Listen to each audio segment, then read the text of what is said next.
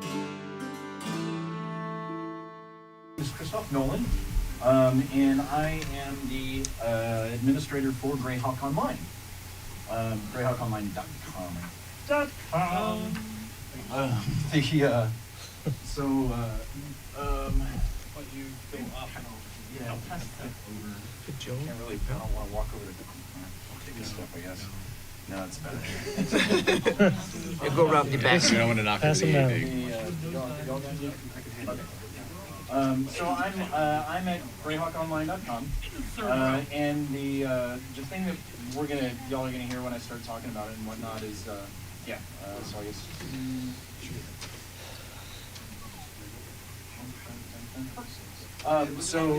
The thing about GreyhawkOnline.com is that it's a fan site, and what we are here to talk about is fan site, because everybody that plays Greyhawk creates. Everybody makes their own version. Everybody always has something a little different, or a lot different, than everybody else's Greyhawk. And we're here to talk about what we do, and what everybody else does, because the whole point that we want everybody to do is not just create, but to share. There's been a dozen times, like, modernly, you can go on Google and look for a 5th level NPC wizard that you might want to use for your game to make it easier for you to build stats. And people share these things, and sometimes people will draw a really cool picture that you'll want to use for an NPC. Some of us are artists, and some of us do those things. And so we're here as fans, and the Earth Journal is a fan magazine, and Greyhawk Online is a fan magazine, and we're all fans. And Anna's website, and Mike, and Carlos, and everybody, Brian and Allan, we're all fans, just like everybody else. And so we're here to celebrate Greyhawk, and we're here to celebrate Gary's work, and we're here to share with you guys that we have created, and we want to share, and we want you guys to create and share with us. So with that, I'm going to introduce Allan Grohe, and he has a portion of Greyhawk Online that's called Grodog's Greyhawk, and he has been doing it for a very, very long time, and he has an enormous amount of information that he has amassed, and details about Greyhawk and all of the intricacies and all of the interesting things that have been written, but then more than that, stuff that he's also created. So, Allan, I'd like you to take over, because I'm going to sit down. Yeah, sure. So I think the format we're going to do today is just kind of do different panel sections. We're all going to talk about different pieces of Greyhawk that we're interested in and want to share with you guys, whether it's our own work or other people's works. So my piece, I'm actually going to not talk to quite yet. Mike's going to kick us off with his work. So I'll introduce Mike Bridges, who's here in the center. Mike has started, like many of us, playing D&D back in the early 80s, and he's played every edition from the basic box set all the way up through into the present. He's one of our 5e stalwarts in the Greyhawk community, and on his blog, the Greyhawkery blog, Mike has a vast wealth of all sorts of cool information you can check out there. He'll do a lot of information around the gods of Greyhawk. For those of you who've been involved in the fan community for a long time, Mike's also the artist and creator for the WOG comic, World of Greyhawk, and that was published back from 2005 to 2008 or so. And then he's done more recently, just wrapped up a web comic that he did with Scott Casper. Scott unfortunately couldn't make it to the con this year, but he's a regular feature here at GaryCon over the years. And it's a Castle Greyhawk comic, which is one of my passions in Greyhawkdom. And it tells the story of Tenzer sort of starting out as a first level character on his first expedition into the castle, all the way up through him acquiring a staff of power and becoming a force in Greyhawk, as we all know him from the published versions. So Mike's going to go ahead and kick us off with a discussion about all of his all the interests. things I do. Yeah. Thanks, Allan. Well, thank you everyone for coming. It's a pretty good turnout. I had no idea how this was going to go when we talked about doing this a year ago. We were just kind of sitting around the hallway joking around about doing a panel, and then it's just like snowballed, getting more people to jump on board. And so now we got all these, fabulous handouts and videos, and just now we have a much more diverse amount of things to talk about. So this is really cool. As for myself, kind of first got involved in the game community with Cannon Fire. We have any Cannon Fire members out there? Raise your hand. Yeah, definitely. Yeah. All right. I may or may not know you then from your screen names. I don't know. Maybe I'll try to talk to anyone individually if you want to after this. So I started around 2004 on Cannon Fire, writing articles under the screen name Mortellin. I don't know if you're familiar with any of my stuff, but I kind of would specialize in the land of Ull. If anyone knows anything about Ull, I wrote it. Why don't you point out all on the map, Ull? Kristoph? Test. Geo test. Yeah, right. So it's way out here in the western end of Flanness, just past the mountains on the border of Yeah. all this sort of pseudo-Arabic countries So that's like kinda- Saif and stuff. Right. So that's where I kind of carved out my niche. I found a place that no one else was working on, and I focused on it, and then kind of made my name doing that. And then from there, about a year later, then I started doing comic strips, because by nature I'm like a cartoonist or comic book artist. So I kind of did that to entertain the people who would come to the weekly chats. We would have these chats on Thursday nights. On IRC. in case Oh anybody yeah, remembers very that. old school, very old school. I don't even know if it's still around. I think it finally is. died. Yeah. Is You know, it still out there? it's still there. Oh, It's a ghost town, Yeah. but it's still there. yeah, changing technology. Anyhow, has anyone read my comic? Thank God. Okay. Yes. All right. Yeah. So I appreciate that. Yeah, I've been doing the art for a long time. That's one of my main things to do. So I was doing the comic for so long, and then I would always do a little commentary at the end of every comic strip or whatever. And then after a while, the commentaries got longer and longer, and I'm explaining stuff about Greyhawk, and then I realized to myself, well, I'm practically blogging at this point. I should do a blog. And at the time, my favorite blog was Greyhawk Grognard. Joe Block Hey, over Joe. here. He's who inspired me to, actually, he also inspired me to write. Joe's got, publishing credit in Dragon. So thanks to Joe, I got into doing blogging. And in the blog, like Alan says, it's diverse. It could be comics. It could be, a really dry piece. I think I did a article on taxes in Greyhawk. It could be just anything. I try to do something random, and the idea behind it is I want people to learn about Greyhawk and be educated. I want to educate people about Greyhawk, but I want to entertain by doing it. That's why I do comics, and I try to, when I write the blog entries, I try to make it funny and put my own commentary in there, so that it's not boring and dry. Because admittedly, Greyhawk can be dry at times. What? Yes, No way, yes, come it can on. be. Lies. But Sea of Dust is very dry. it Yeah, is very exactly. thank you. The Yep. dry steps. So is the Yep. bright desert. Yeah. But yeah, I've dabbled in everything. I've done the Orth journals and got involved as many things as I can. I've been to Gen Con and tried to do get-togethers, which have not been anywhere near as successful as this. So thank you, everyone. And of course, Legends of Lordship. thanks, Anna. Yes, and my most recent thing is now we've branched off into streaming. Me and Anna do a show, Legends and Lore. Has anyone seen that on Twitch? Wow. Nice. Thank you so thanks, much. guys. Great. Yep. And it's just the two of us just talking about Greyhawk topics Yeah, and babble about and Greyhawk a bouncing, couple hours a week. Yep. off the chat room, and it's we do that for a couple hours, and it's so relaxing. It's a more modern version of that weekly Thursday chat we did. Yeah, Used that's to do. absolutely what it is. You Yeah. can actually see people's faces, and then when you chat, they actually will answer you back, rather than just reading texts until you're Hoping somebody you pass reads out. it. Yeah. and occasionally you bring some of us on. Yeah. Yes, Yeah. definitely. And then more of that's interviews. Yeah, ideally, we'll be more and yes, more. we Yeah. get more and more guest stars Yeah. on there. So that's kind of the gist of it. Let's see. Yeah, that's all I have. You're gonna yield the balance of your time. I will yield the balance of my time to the next person Awesome. because, you can ask me questions later.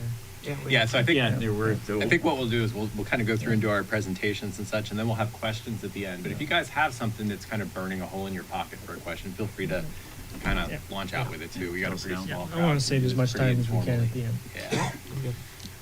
Yeah. Did you have a question, sir? I'm sorry. Oh, okay, sorry.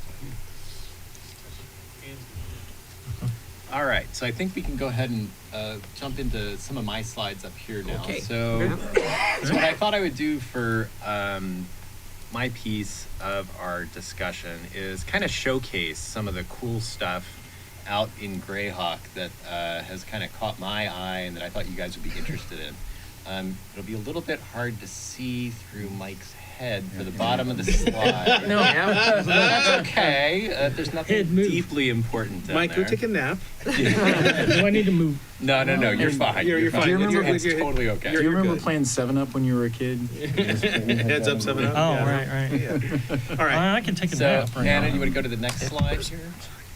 So I thought what I would do is kind of talk through some of the kind of deep dives, deep cuts in Greyhawk. And here, what I'm kind of riffing off of is obviously, your sort of album playlists and stuff online, but the idea of fans who are going really deep into Greyhawk and finding all sorts of really cool, obscure, interesting lore to share. And there's a ton of folks out there doing things like that. So I kind of want to showcase some of that here. Can you go to the next slide? Thank you. So, I thought we could talk a little bit about maybe Castle Greyhawk, its origins, the designers involved with it, sources, the different versions that have been published, maybe the different problems publishing it throughout the ages. And then after we get through that, we could talk about the Lost Caverns of Sajkant. Where's that Sajkant? Talk about Igwilv and all 6 volumes of her Demonomicon. And then we could talk about the Forgotten Temple of Thars and its Black Cyst, its origins in Clark Ashton Smith fiction. Maybe talk about a little bit Rob Kuntz's version of it as Thars Duun, which was the original inspiration for Tharsden. And then we'd wrap things up with a nice quick discussion about Mar Castle and its 18 levels, the Bottle City level in Castle Greyhawk, Dark Druids, and Cthulhu as it relates into Greyhawk. But that might be a little too much to go through now. So why don't we go to the next slide, which is really what we're going to talk about. And here, I thought I'd kind of jump into these cold text files, which are the deepest of the cuts in Greyhawk. Share some places where you guys can go look at stuff later. So these slides will basically be available up on Greyhawk Online. Mm-hmm.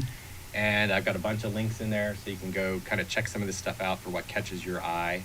And then at the end, we can do a little bit of pointers for some Greyhawk Googling for some tools that'll be useful for you guys doing your own research and some of the resources that have been put together by us and other fans out there like Joe and other folks too. So it'll be a little bit more of a reasonable agenda than maybe the rabbit hole I was suggesting earlier. So, and that picture there, which you couldn't see very well probably on the screen here, is actually a map of the sewers under the city of Greyhawk as drawn by Rob Kuntz and used in the Greyhawk campaign from about 1977 to about 1981 or so. Those are unpublished. One of the various kinds of treasures you'll be able to see here, like at the Collector's Trove area, at GaryCon and such here. So, so on the cold text files piece for the next slide, what I was really trying to do here was kind of pull out some of the really cool, deep research folks have done over the years, and just kind of highlight some of those. So Scott Sisporsky did a lot of work on Rob Kuntz's blog over the years around the cold text files, and I kind of named this slide after him and this little section after him. He had a really great detailed dive, like in 10 or 12 parts, into the Forgotten Temple of Tharsden and all of the history about it. And he did another one around the hidden shrine of Tomoe-chan. as well. And he did some other pieces that have unfortunately been lost over the years. So Scott's blog content got taken down eventually off of Rob's blog. And it's kind of lost to us. So the Forgotten Temple of Tharizdun pieces are available through the Internet Archive, but they're not really out and available, published in a form that's readily accessible and easy to find these days. So that's one of the things we'll probably talk a little bit later about, sort of trying to keep fandom alive on Greyhawk Online, among other places. So, and then one of my favorites here is Timrod's piece around the Moat House and the Dungeon Master's Guide sample dungeon. So the Moat House is the famous dungeon from Village of Hamlet. It's a one-level dungeon under a small ruined fort. And Tim did some really cool analysis comparing the actual dungeon environment there to the sample dungeon from the Dungeon Master's Guide, which is that old monastery one that's from the Sample of Play, where they find a secret door and somebody gets grabbed by the ghouls and paralyzed and then eaten up. And then that's also ties back into the Wilderlands environment, wilderness portion of B2 Keep in the Borderlands. So Tim found all these interesting connections between those because they were all being written right around the same time. So the description of the Wilderlands around B2 matches back to a lot of the ways that the high-level description of the environment around the Moat House around the monastery dungeon in the Dungeon Master's Guide is described. And then there's actually portions of the monastery dungeon that match up better to the map in T1 Village of Hamlet than they do to actually Hamlet itself. So there's all sorts of things that were kind of being mashed together in 1978, 1979 by Gary as he was preparing these different modules for publication. So these kinds of deep dives are what I think really make Greyhawk thrive in many ways. And there's a place for that in, I think, Greyhawk's history. There's people, all of us, who get sucked into the early research into Dragon Magazine to learn more about Tenzer's history and where Mordenkainen came from and such. That's the kind of stuff that really excites me for researching Greyhawk history and stuff. So there's some other references on here that you guys can check out sort of at your convenience later. The map that I'm showing here is a picture of the Greyhawk Underdark from the Giants and Drow modules. And there's a huge set of encounter areas that are never detailed in those modules by Gary. There's a narrow swath that leads you from G3 up to D3 in that series of adventures. But the rest of that Droic underworld is there for your creation and ability to play with as a dungeon master. And out on Dragon's Foot, a whole bunch of fans over the last 10 years have gone through and actually built out almost everything on that map. So if you're ever running that stuff, you can go back and cherry pick things that look interesting and might be a good fit for your campaign. So that's why these links and such are in here, to be able to help you guys go out and see if there's something that catches your eye later for some of that. One of the other really cool deep cuts pieces that I've really loved over the years is work that Joe Block's done on the Greyhawk minifigs. So minifigs were a miniatures line done by Duke Siegfried back in the middle to late 70s. They're some of the very first fantasy miniatures published as miniatures, along with some of the really early Ralpartha stuff. And there was a whole line of Greyhawk figures, and they include some really interesting details about different regions of Greyhawk and the kinds of people that live there. That Joe did a wonderful job going through and kind of cataloging them, and then he'll go through and he actually saves stuff on from eBay auctions, so you can see pictures of what the figures look like, what the descriptions are. Still adding to it. Yeah. Never had those. And it's sort of, there's still some that there was just one that sold in the last couple of weeks. An Eaz enthroned with his evil halfling minions. Really? Yeah. And there's these little halflings that have these frond trees, so they can blow cool air upon the demonic Eaz as he's sitting on this throne of bones and stuff. And none of that detail is really described anywhere in Greyhawk about him having evil halflings, or what his throne looks like, or even particularly what his form that the miniatures cast in looks like in a very explicit way. So again, lots of fun little ways to pull together information for folks. So on the next slide, I've just got some other resources here that kind of talk to some other favorite aspects of mine for other folks doing fun Greyhawk work. So I mentioned a little during the intro that Nice piece of art. yeah, this is one of my favorite pieces of art that Mike did for the Castle Greyhawk comic.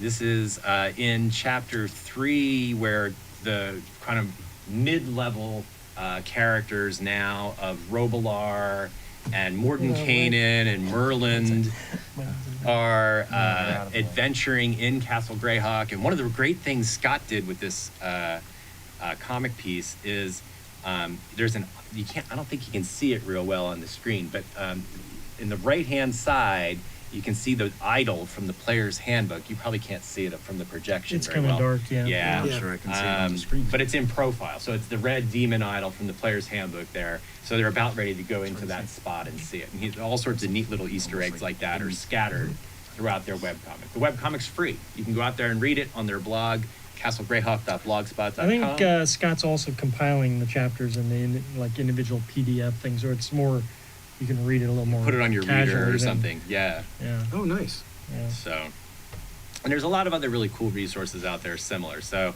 some folks have written fiction in Greyhawk. There's a guy who does a lot of 5e stuff on his blog named Sean McGovern, and he does some really cool overviews where he does deep dives into Greyhawk stuff. He has a really excellent one on Igwild, another one on Grotst, and then he's got several that actually compile all the kind of information from Joe's research and my research and other people's research on Castle Greyhawk to give you an Castle Greyhawk encounters listing. So if you wanted to run some of the encounters Gary did in Castle Greyhawk or that Rob did, you can use them in your games. And he's got sort of a quick way to kind of summarize them all and then provide links out to Joe's lore blog or other places where Paul Stormberg's talked about stuff and such. So I think I'm about out of my time. So let me see. You have three more slides. No, that's fine. We can kind of skip through them. So Okay. the last one is just that here is really just some tools. You guys can look at some of this stuff later offline. We'll have all this stuff up on the website. But Jason Zavoda has a wonderful index for Greyhawk Yep. researching. Mhm. It's indispensable. It's Yep. it along with the Dragon Archive are perhaps my two favorite Greyhawk resources for research out there. But he basically and a whole bunch of other folks put together this index, and you can actually see references by book and page number for where almost anything you could imagine wanting to research for Greyhawk is available in there. Yep. So I will interject on Zoda's index. The number references is for the word appearing. So there isn't necessarily going to be always information at that page, but you will know every page where Harby appears or where, Fire. or Marquesa, or Fireland. whatever. Well, yeah, whatever you're looking for. I've only found one thing where he missed something so far, and I've added it into the wiki bin, but he'll talk about that later, Kristoph.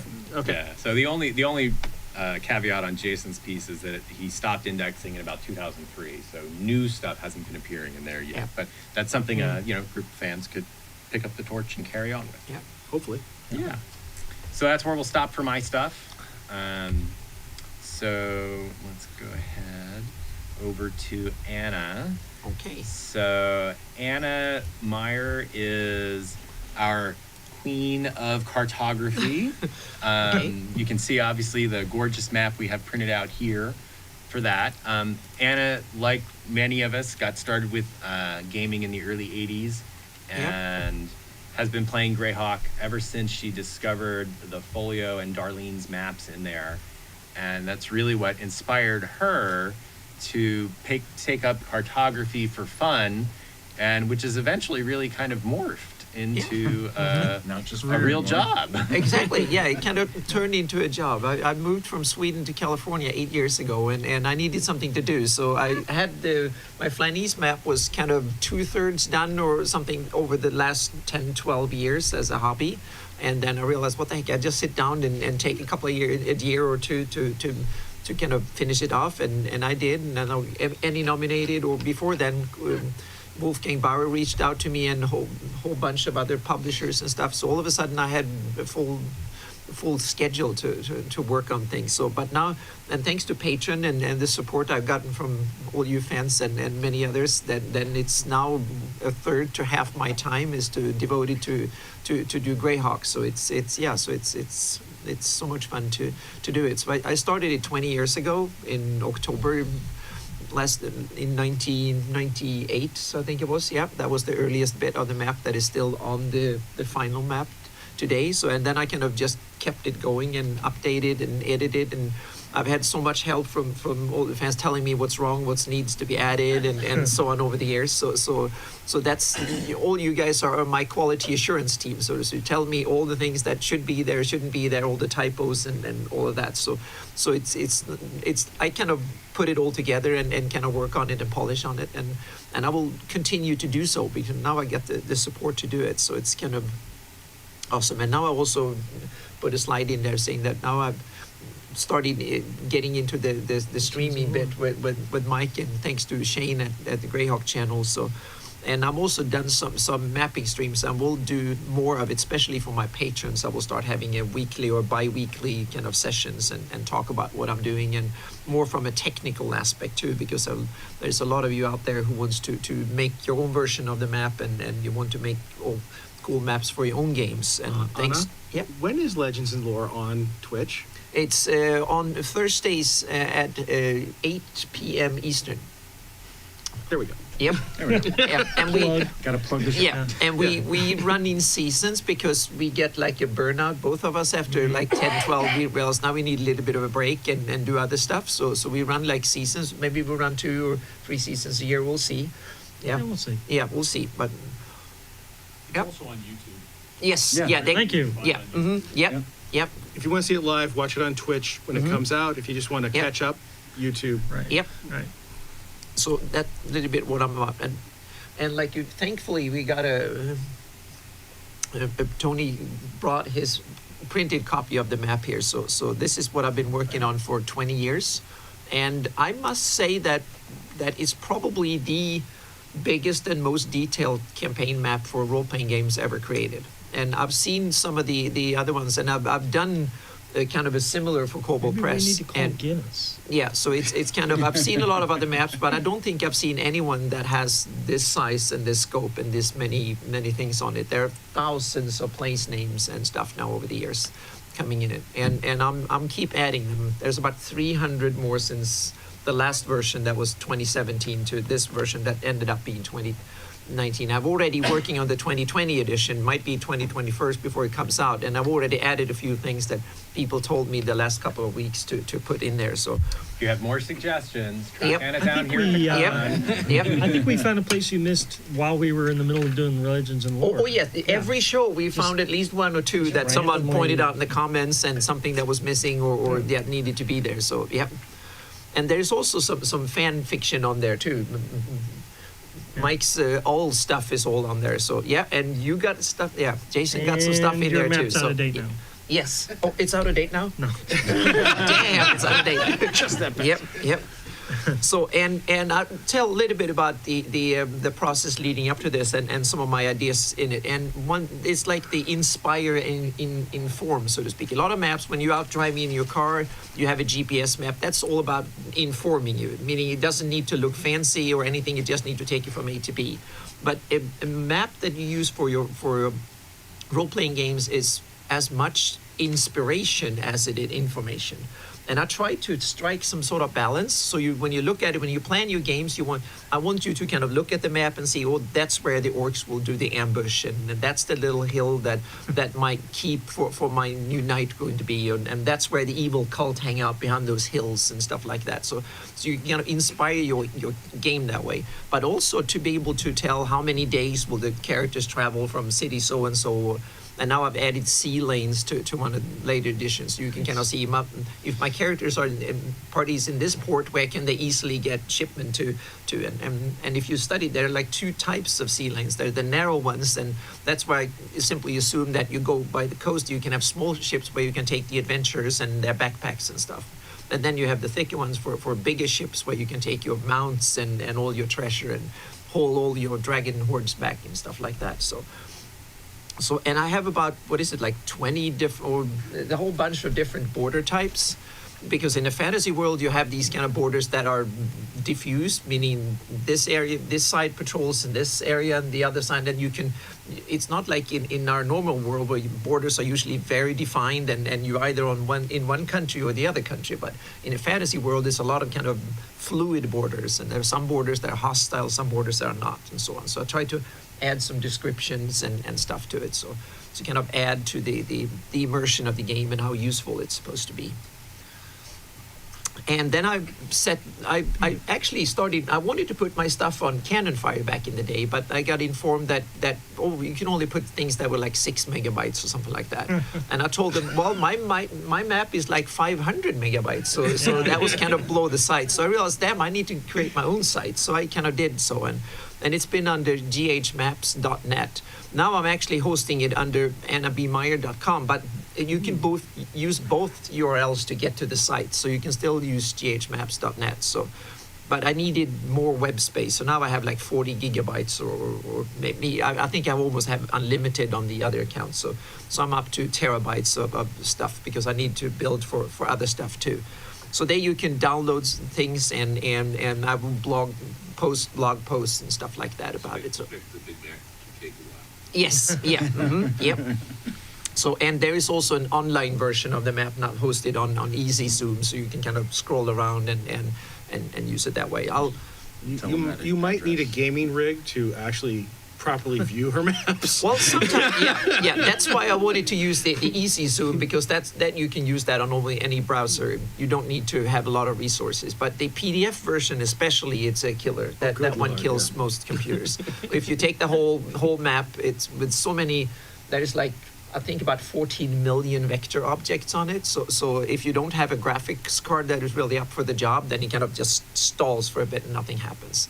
But it's simply because the PDF version, if you want to go and have it printed really, really well, then you go with the PDF version. The problem is that if you take the big PDF, a lot of print shops, they don't have a computer that can handle it. So when I printed the handout, I work extra from time to time at a local printing company. So I actually brought my computer and my PDF and made sure, sitting down there, made sure that the print was 100% correct. It brought me back when I had mine. Yeah. They tried to load it up front. Oh yeah, it did work. Yeah.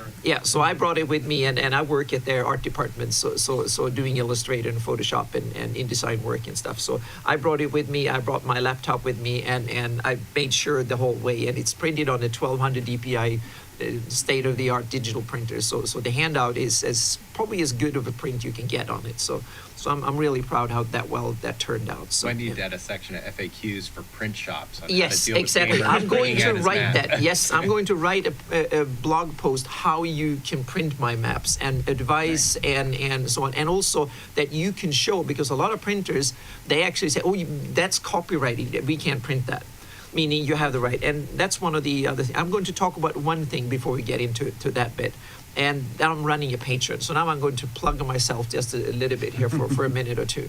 I started a Patreon a little over a year ago, and in the beginning I focused on the technical bit about making maps and stuff, and had a few patrons, and people were like, well, what about your Greyhawk maps? We want to see the Greyhawks maps. So I realized that, what the heck, I'll do the Patreon focused on Greyhawk maps.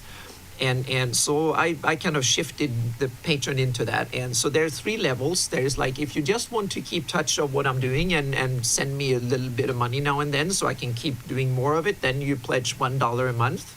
And that's it. Then you get two things primarily. You get pre-access. You get versions while they're being made, so to speak. So you get them from 1 to 3, 4 months before they're released to everyone on my website.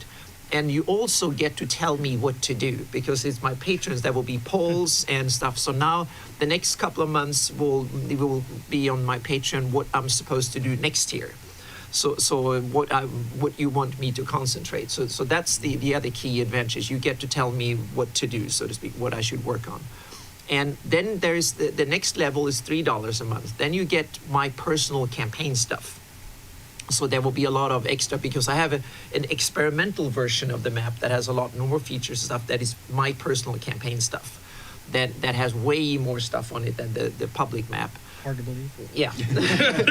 and yeah, a Are lot you of sure more. there can be more than Oh that? yeah, way more, and there is a lot of more heraldry and stuff like that I developed. So I'm not as good as Brian's stuff, but it's things that I developed for my own campaign. And the next stage for that one is that I'm going to start a campaign set in Shieldlands and the Empire of Ayuz in 598, 599, and so I will develop that area considerably more.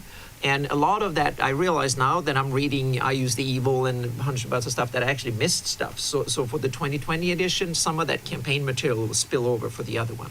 But on the $3 level, you also get access to Discord and some of the map streams and stuff like that.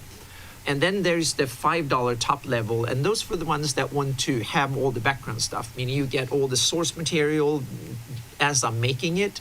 You get a lot of the 3D stuff and things like that will be released maybe later, and so on. You get it right away, and there will also be special map streams and stuff where we talk about all the map technical things, so to speak. If you want to start making your own maps and stuff, that's the level 2. Or if you just want to make sure that I have enough time to work on this as well. So those are the As somebody three who levels. actually sponsors the top level, I can assure you it's well worth it. Thank you. Yeah. Well worth I Yep. do have a burning question. Hmm? I heard you say Iaz, and I've heard Ayuz. Yeah. And I have struggled with it for years. Yeah. I pronounce it Ayuz. Is there an accepted version of this name? Yes. Pronunciation? Yes, Okay. all of them. Both of them. Okay. See. Call it Yep. what you want. You're Different- the DM, different- you're never wrong. Yeah, There was exactly. actually an article presented in Dragon Magazine years ago that was called A Pronunciation Guide, and it was spelled like AYEP-R weird letter, but the whole article was about, pronouncing some of the Yep. difficult things in Greyhawk and Dungeons and Dragons in general. And it gave, I believe it said IOs or EOs, and it gave a couple of options, but then later in the article it said, however you want to pronounce it. Yeah. That's, It might be different dialects in different parts of You the know, Flanders if- and stuff. So If yeah. if I say Dro and you say Drow, Yep. I'm not going to judge you. I mean, that's I will. Yeah. I don't say Dro, by the way. Yeah. Yeah. He lies. Yeah. And then we come to one of the things that is very sensitive when it comes to fan creation stuff, and that's the legal kind of part of site and copyrights and so on. And I try to stay on that narrow path of not stepping over too many boundaries. So all my maps are now, they are released under Creative Commons license, which means that you can share them, you can copy them, you can redistribute them on any medium or any format without asking me for permission. And that's the whole point. I want this map to be used by gamers and put on their gaming site, meaning I have a website presenting my campaign. You're fully allowed to use my maps for it. You Bring even that with you when you go to the printer. yeah, exactly. So that meaning, and I'm going to make a special page and so on my website, so you can show printers that's and not only share, you also adapt it, meaning make your own version. And even the Illustrator file for this map that I'm using is available on my website for download, so you can use Illustrator and do exactly what I do.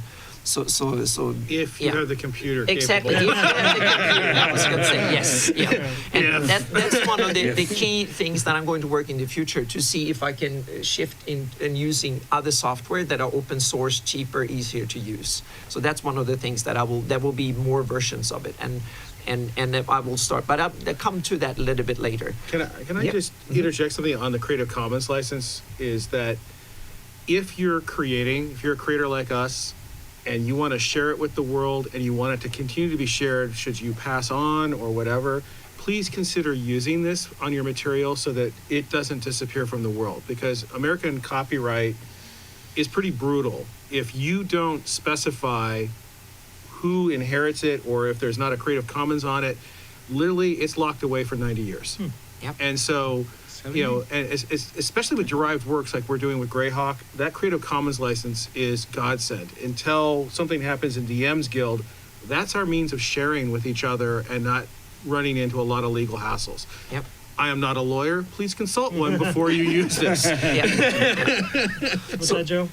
Yep. Do you use the Wizards of the the Coast fan content policy to the Yes, public? yeah, and I was just going to come to that because there was one little clause. I read it before I got here. I read it in its entirety again and realized there was one little thing.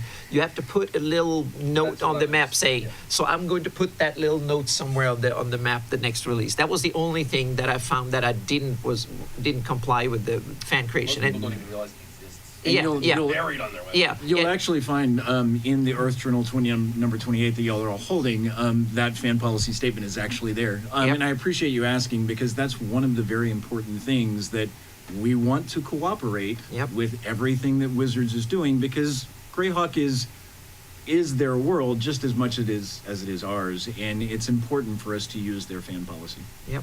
And they also and the fan creation policy states that you're allowed to use Patreon to finance your work. It even mentions that specifically and Patreon. it does. So that means that was kind of, so they kind of made a 180 compared to a few years ago when they were kind of trying to trash down on anything that was released. That now they've made a 180 and it's really, for people like me, it's fantastic, and like all of us now we can do things like this. But there's some other sides. So I made some black marks in the bottom when it comes to Creative Commons. What you can do, you can share, you can adapt and mix and match and then share it to the world. What you need to think about is that you must give appropriate credit, meaning you have to state that the basis of your work comes from my map, so to speak. And what I would love you to have is a link to my website. That's basically it. That's all you need, to credit my name and put a link to my website, and that's good. And also, you may not use it to sell it commercially. And that's not basically so you don't Wizard of the Coast, because I will probably not come after you because I don't have an army of lawyers or anything like that. I might send you an email saying that you should probably not do that. That's it. But Wizard of the Coast might come after you. So that's why it's very smart thinking about that. Give it away for free. And then also you must, added the SA, meaning it's the share alike version, and that means that you must use the same license. And that's because I wanted to make sure that all the derivative versions of my map will also be available for everybody else. So all the work that is based on it should also be available to all fans. So that's why I'm using that license. So yeah, so that's everything that I've done for Greyhawk so far. And until the only thing that might change is if they open DM's Guild for Greyhawk, then I have to reconsider and think about what should be published under this license or what should be published on DM's Guild. But we don't know the terms yet. We don't even know it's going to happen. So One thing for yeah. DM's Guild, at least under the current thing, if it's been published anywhere before, you can't publish it there. Yeah, but I can make a new version of it. Yeah, I can change a few things, make a new version, and say that one goes on DM's Guild. So yeah, so there's various ways around that too. But that's a very good, valid point. Yeah. I don't think. For anybody who hasn't been familiar with the DM's Guild, what the DM's Guild is it's essentially a fan writing platform. You can what DM's Guild allows Wizards to do is give us license to use all of their trademark items.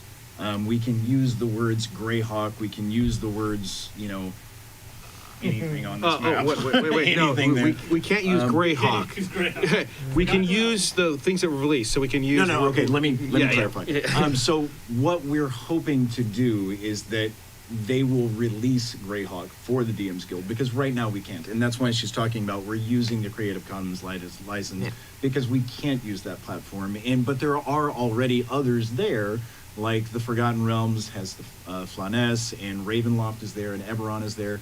And so we're hoping that we will also get to participate and be able to use those words that we can't right now, because that is a very, very big fan publishing platform, and anybody that writes anything can put it up. I mean, some people have stuff for 99 cents. grinding your teeth?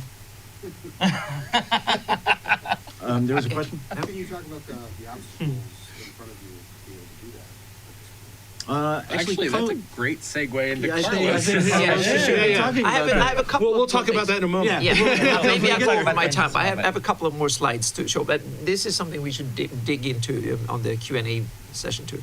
I'm going to talk a little bit what I'm working on. So this map kind of ends a little bit down on Hepmona land. So I'm working on making the whole of Hepmona land as well. So that's one of the things that I'm in set exact date, but I hope to have it done. So at least my patrons will get a large share of it this year, and hopefully it will come out early next year for everyone. So that's coming. And also the first, I did a set of handout maps that are like parchment maps that was very, very popular, but there were also some issues with them. And it was my first experiment into doing that type of mapping.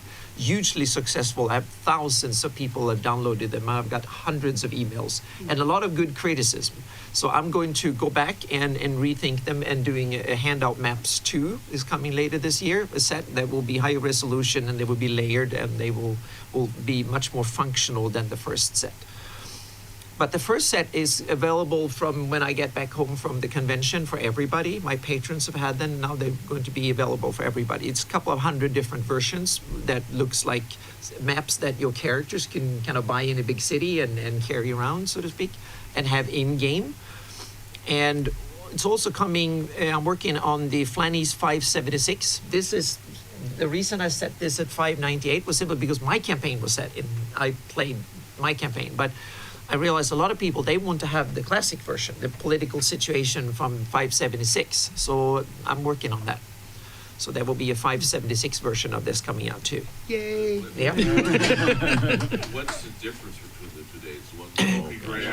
Yeah, exactly. Once pre-Greyhawk works, this is post-Greyhawk Wars and post-Living Greyhawk campaign as well. Right. Yep. 576 is the set from the 1983 box set and the Yep. 1980 folio. So it's sort of your classic old school Greyhawk. Yep. So Horn Society will be back again, and I kind of missed them. So yeah. The return of the horn. Yep. So they will be back again. And then I'm also working on, you see, what you do when you have done it once, then you go back and do it again and do it better. So I'm also working on creating, first it will be pieces of it in much more bigger scale, meaning each pixel on that one is about a mile across. And I'm going to create, at the beginning there will be iconic locations, and then hopefully more and more. And they will be detailed at a scale of 100 feet per pixel. So now we're talking photorealism here. You said you can see your house. That would literally be the case on the future maps. So I'm working on the first one that all the wonderful people in the Flanders Geographical Society decided last year, because we had a poll, and I had set a criterion. I want some island somewhere that is a few hundred miles across roughly, that we can do as a first test area. And after some deliberation and polling and stuff, Lindor Isles came as the first candidate for this. So this is my test area, and I'm working on it, and it's starting to look good. And to get a little bit of sense of what the final result will look like, here is some islands I did for my patrons before. These are just random islands I made just for as a technical spec, so to speak, and to really see this is the kind of detail we're talking here. So you can go in and pick your hill for your keep and stuff like that. So yep. Google Maps for Lenlakov? Yeah, exactly. Yes, yep. And I'm in touch with him, so he will tell me all the details I'm doing wrong constantly. So Yeah, he's going to tell you which blade of grass is in the wrong exactly, place. yeah. So he will be a Lenla Kafka version. There will be a kind of TSR general version, and I'll probably make my version too. So we'll see. So that's one of the things that are really up for it. So that's coming, and that is a hope. Then I have some other cool ideas for 2020 and onwards too. So yep. Ever gonna do a globe? Yes. All right. Yeah. I'm that's one of the things, is to make. I didn't put that in the thing, but I have. Hang on a second. I can dig it. He But talks about it on Legends and Lore. yes, so. yeah. I think on the handout, one of the pictures is all of the continents where it's set up. And you can It's on the see back that page. on the back page of the insert, of Anna's insert in the magazine. You can see that there's I think it's blue and white. You can see the entire continents and everything. That you can see that she's preparing to put that on a globe. I'm digging into my map folders here, and So and, while Anna's pulling Yep. that up, I'll start to make up a little time Yep. to introduce Carlos here. So, Yay, Carlos. so Carlos Lising, like the rest of us, kind of started gaming in pretty early. He started with the basic set in 1978, so the home basic set back in the day. After playing a single session, he was hooked, of course, instantly, and gaming has been a major part of his life ever since. Carlos has founded his own publishing company, Castle Entertainment. Correct. And he has a number of adventures that are set in the world of Avramir, which is David Hill's campaign setting here in the back row. And then he has a number of adventures that are also set in Greyhawk. We have those at the Black Blade booth if you guys are interested in looking at those downstairs in the dealer hall. And Carlos is going to talk to us a bit about how he kind of got involved from being a fan and moving into the publishing side of things, and kind of piggyback on some of the stuff Anna's talking about from how to navigate those waters. Right. Actually, we've touched on a lot of the things that I wanted to talk about in my presentation, a little bit here and there. So I expect the Q&A portion of it to be extensive afterwards. I'll kind of gloss over some of those points that we talked about, and anything you want to speak about specifically, we can talk about then. As Allan said, I always wanted to write RPG materials. I think I'm not unlike any of you. We love the setting. We fell in love with all these. We saw the maps for the first time in the folio or in the box set, and it just revolutionized your life. And I really wanted to give back to that setting, to the Gygax family and to the community at large. But there was a problem that I noticed, and that was there was no official Greyhawk material out there. Without that kind of support from Wizards, I knew that that the community had to do something, and really the onus is on the individual rather than every piece of the individual makes up the community. So you really have to. Somebody had to do something, and I chose it to be me. I decided to publish. I felt that was an important niche. You have people like Joe Block over there that have done that same thing for years, and it's something that I wanted to do too. So I decided to self-publish, and in about a year now, I have over 12 published modules, and like Anna, I have a successful Patreon. As Allan said, those are, if you want to check them out, they're over at the Black Blade booth. For me, I want to publish Greyhawk materials because personally, I think everybody knows that joy of creation and that whole feeling of you've got this whole cloth, you've got this blank slate, and just making something wonderful yourself. That whole feeling that I'm adding to this legacy of this great tapestry of Greyhawk.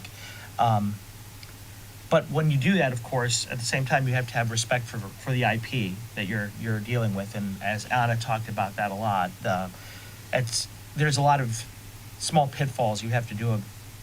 In my particular case, what I've chosen to do is I've kind of filed the numbers off of Greyhawk. For example, I'll never mention the Free City of Greyhawk, but I will mention the Free City.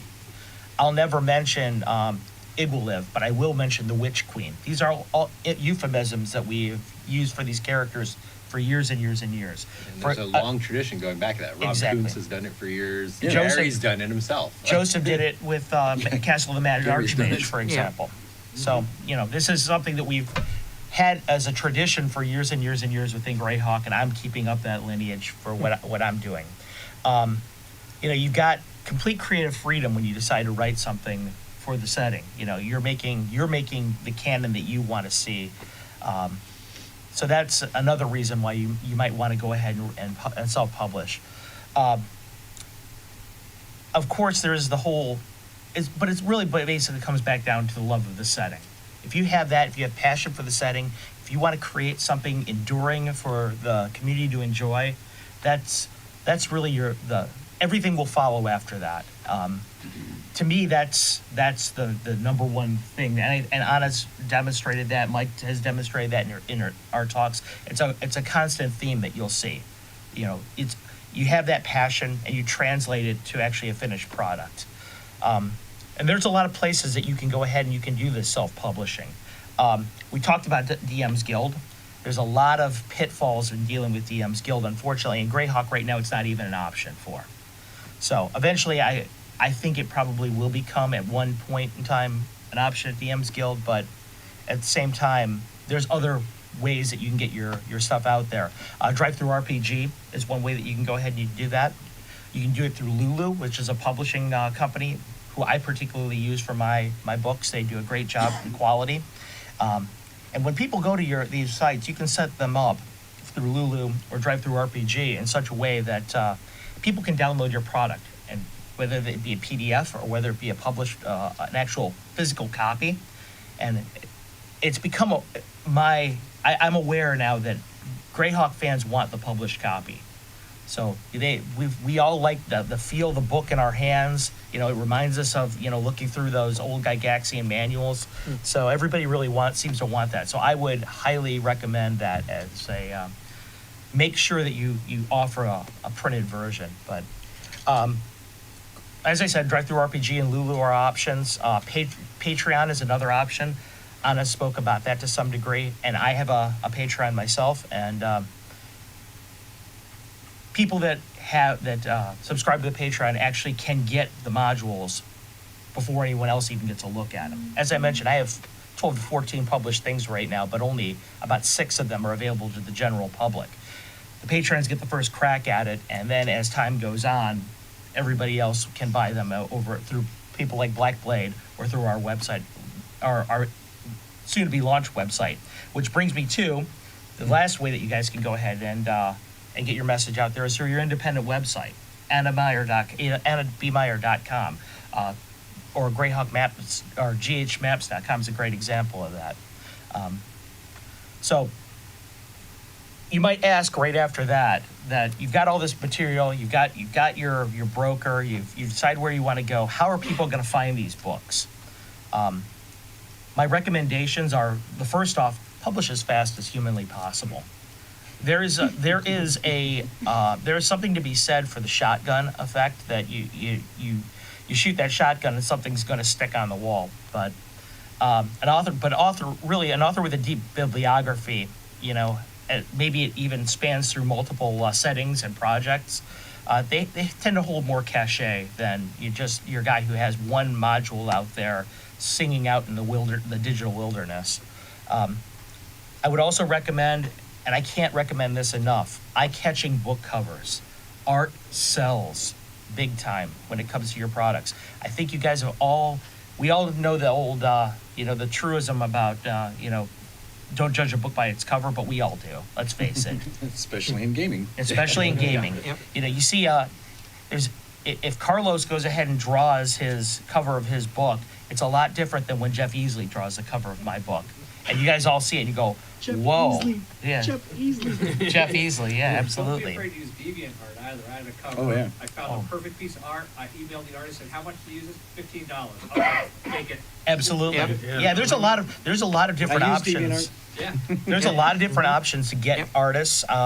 Castle Entertainment has an in-house bullpen of artists that we use to do different things, and we went through a lot of different people to get there. You know, through who I felt actually got the feel of a Greyhawk product, who actually could convey the things that I wanted to see.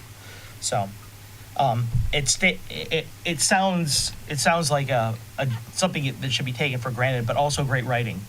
You want to make sure that what you convey out there through your published product is a high quality product.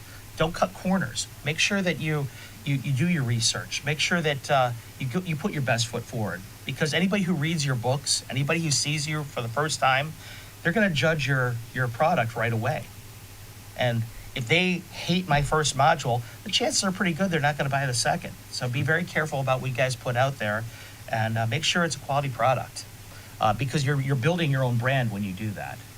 So that's all out there. Make sure that you, in your blurbs on the cover of your books, you have compelling descriptions and comprehensive descriptions of your product. You would be surprised how many people will see a generic cover of a book and they'll pass right by it. But if there's some text with it, especially something that mentions the Witch Queen, or something that mentions the Castle of the Mad Archmage, or something that captures the Society of the Horned Fiends, they all of a sudden, oh, wait a second. That's how you stop somebody's eye from going past your book on a shelf. So I think that's where I'm going to leave off right now, because everyone here has kind of talked about different parts of the publishing process. But there are small nuances. Brian especially brought up a salient point here. I'm not a lawyer, so I can only advise you so much as far as IP goes. Please seek legal counsel. Yeah, please seek your legal counsel before going ahead. Don't use LegalZoom. Go to a real lawyer. It's very important. But Don't use legal Zoom. But before I sign off, there are a few final notes I'd like to make. I'd like to mention. You're going to hear a lot of chatter out there on the internet when it comes to self-publishing. There's a lot of people have a lot of different opinions, a lot of different ways that you can go ahead and do this, including myself sitting here giving you guys a lot of ideas. You have to learn to filter that. You have to learn to be experimental by all means, but learn from what you do.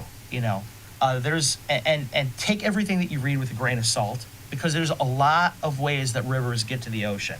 All right. Change is normal. What works for you one time in a module or for 1 year is not necessarily going to work next year. For example, you might have an edition change, and that changes the whole topology of your products. All of a sudden, all your 3.5 products that you had, they're not going to sell all of a sudden. So you have to make sure that you're always conversant with what your audience wants. In my particular case, for example, I use the Osric system, which is the first edition, the open source first edition setting, because that's what I particularly like. I found that my clientele that likes Greyhawk likes first edition. So that's what worked for me. But by the same token, Castle Entertainment is also going to be making 5th edition products very soon, because I'm hearing the voice of the customer, and I realize that's what they want. So you have to always be ready to adapt to change and be agile as far as that goes. The whole part of publishing is also it's a marathon. Okay, it's not a sprint. You're not going to become instant overnight success, more likely than not. You have to build your brand. You have to build your reputation. You have to build very slowly, and there's going to be pitfalls on the way. Okay, but you have to trust your stuff, trust your product, and continue to persevere. So everybody out here in the audience has something different to give to the setting, some different individual voice. All right. Yes. I want to hear that. I want to hear what you guys have to say about the setting. I want to read every one of you's different takes on Greyhawk, because as was alluded to earlier in this, every one of you has an individual opinion on what the setting is. Everyone has some different hook, or maybe something crazy different. That excites me. I want to see that. So make sure that you guys investigate the idea of self-publishing, whether it just be digital or whether it be a hard copy, because quite selfishly, I want to buy your stuff. I'm your audience. I'm your consumer. So I think that I'll turn over from there. Okay, awesome. Good job. Awesome. Thanks, man. Thank you, Carlos. That was really great. Thank you. Yeah, and that's a great sort of segue into some of the pieces that Brian and Kristoph want to kind of wrap things up with as we move into the tail end to give you guys time for Q&A as well. I do want to add one thing to Carlos is not only be a good writer, but finding an editor you trust is worth its weight in. Not edit your own material. No, never do that. No. Find an editor you trust and understands what you're trying to do. That's true. They're worth their weight in platinum, not gold, platinum. Okay, and that's much heavier. It's true. It's very true. Yeah, I mean, I can't emphasize that enough. Having a second pair of eyes that understands the setting, someone who can do the grammar stuff for you that you just can't be bothered with. And kind of keeps your stuff looking like, oh, this actually has some coherency, Right. is so important. Well, And that's not all. just on the language side also, but on the rules side. Oh, on the rules You side, need a you- rules It's all editor part too. of presenting a professional product, like I said before. You don't want to look in front of your audience as if you're putting forth a half-baked product, because no one's going to listen. No one's going to hear that voice. No one's going to hear that cool thing that you've got, that core idea that's so amazing. Yeah, if you're not going to skimp on the art, don't skip on the editing. That's You true. know, literally, if I'm going to spend money on something, it's going to be editing and art. I can do the writing. Get the layout. Layout. Well, the layout I can do myself, but yeah, if you don't know layout, get someone who can do layout. And a graphic design person that can do the borders for your book. Right. Insanely important. That look that art look, that coherent, it's part of your brand. Mhm. That visual piece, we're all visual creatures. If you cannot do that, you know, if it's just a wall of text like the Traveler books, I mean, I love those books. All right? You know, I love Mark Miller and what he created for us in that science fiction setting, those 3 little black books, but my God, you know, that was about as plain as you get. And a modern audience would just look at that and go, what? And walk away. I'll give you an example of what. Did original D&D. I'll give you a great Barely. example of what Brian's referring to. Castle Entertainment products have, you'll recognize them right away. They have the slash in the corner, just the yellow bar. It has the module code number. It is exactly like as close as I could mimic to a first edition module cover. Why? Because implicitly what you're doing is you're telling your audience what they can expect. Yeah. That's exactly what he's referring to. Is the unspoken message you give is this is an old school product for an old school audience that you're going to love. Or if you're doing a modern piece, update Yeah, and absolutely. look at what they're doing. Don't just copy it wholesale. That's legal trouble. Right, You know, right. find something that is adjacent. Yeah. Talk to your lawyer about what adjacent means, and really, you know, that look and feel you got is, you know, it will help. You know, you can have the greatest writing in the world, and Carlos is a great writer, right? But if he doesn't have that look and feel, your audience isn't going to read your work, and that's half the battle is getting the eyes on the page. It's true. It's true. Yeah. Well, let's go ahead and segue over into Brian's pieces here. So Brian hails from Oregon, and he started gaming in '79. I was exposed in 79. Yeah. Yeah. And Made it sound like a disease. Was exposed. It was viral. in fact, it was so viral, his chess club at school got flipped into a D&D club. Oh yeah. Chess disappeared from my middle school. So Brian's been pretty actively involved in Greyhawk since the days of Cannon Fire, and in particular with the launch of Living Greyhawk back in 2000. And he's been really helping to drive organized play and community building in the fan communities around there since then. Mhm. So go ahead and take And that. also I do a lot of, you'll see my insert in there is heraldry, and that's another passion of mine that comes from the folio. When on imprinted on the maps, I imprinted on the heraldry. And, that was, and it took me a couple decades to finally get the skill set necessary to build that, the art that I'm creating, that creative piece. But I'm going to talk about communities because that's the juice for me. I love playing, I love DMing, but building resources and building communities so that all of us can talk to each other and hang out together and build each other up and do more. It's one thing to be a self-publisher, but you are nothing without your audience, and we're all each other's audience here, right? I love doing heraldry for myself, but I do it for the love of it for myself. But I love giving it to other people, and that's that's part of the joy of it. So here is my quick and dirty secrets to community building. Have a vision. This gets back to branding and whatnot. The reason you need to have a reason for organizing community. A lot of people just do this organically. They kind of fall into it. And if you don't have a vision of what that community is going to be and what it's going to be about, it is really hard. It's going to be really easy to get distracted. Okay? I mean, you when you have a vision of what you want, so my overriding vision for whenever I organize is more places to play, more people to play with. If what I am doing does not serve those two purposes, unless it's absolutely necessary to what I'm doing for some technical reason, out it goes. And so whatever that vision is, you don't have to use mine, but whatever you figure out, that should be that check against everything you're doing should be working towards that goal. And if it isn't, get rid of it. If someone is talking about, you should be doing this, no, that does not, Carlos has a very definite vision here, right? And it shows passion. It may not be your passion, but it's going to connect with someone. So trust in your vision, in your passion. You will find your audience. All right. Yeah, so like I said, being clear with your intent about this snaps everything into focus. And I think that's really, really important. It's something a lot of people neglect early on. They just don't know. Okay, and this is something I'm going to say, and this is part of my experience with Cannon Fire. Go where the people are, okay? Do not fall into the trap of going to where you're comfortable. If you want to create a community, you need to figure out where people are. Now, if that means Snapchat is where it's at, learn Snapchat. I'm not saying it is, it isn't.